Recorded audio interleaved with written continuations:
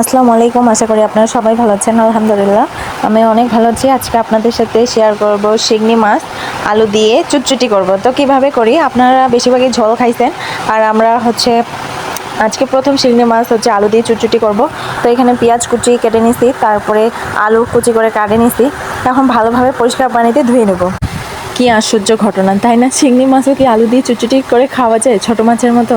হ্যাঁ, খাওয়া যায়। আপনারা অনেকেই খান নাই, এবার খায় দেখবেন, আমার এই রেসিপি ফলো করবেন, আসলে অনেক স্বাদ করে।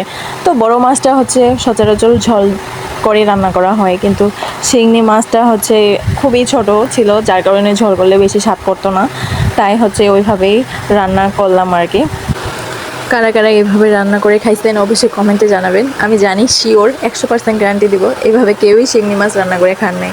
হয়তো বা আমি প্রথম এইভাবে রান্না করে খাবো। তো যাই হোক, এখানে দিয়ে দিছি পরিমাণ মতো লবণ, তারপরে দিছি পরিমাণ মতো হলুদ গুঁড়া, তারপরে দিছি পরিমাণ মতো মরিচের গুঁড়া, তারপরে জিরা বাটা আর রসুন বাটা আর সয়াবিন তেল দিয়ে ভালোভাবে হাত দিয়ে মাখবো। মাখার পর তারপরে মাছগুলো মাখবো। তার আগে মাখবো না, আগে আলুটায় হাত দিয়ে আলু আর পেঁয়াজটা ভালোভাবে মাখবো, তারপর মাছের সঙ্গে মিক্স করবো। করার পর তারপরে পরিমাণ মতো পানি দিব, পানি দিয়ে ঢাকা দিব, তারপর চুলায় চড়াই দেবো। আর পরের ভিডিওটা আমার স্কিপ হয়ে গেছে, কারণ ভিডিওটা করতে পারিনি কন্টিনিউ। তো যাই হোক, তো আপনারা এভাবে করবেন। পরে পানিটা যখন শুকিয়ে আসবে, তেলের মধ্যে যখন আলুটা পড়বে, তখনই আপনারা নাড়ে চাড়ে নামাই নেবেন, মানে একটু নাড়াচাড়া করবেন, নামাই নেবেন।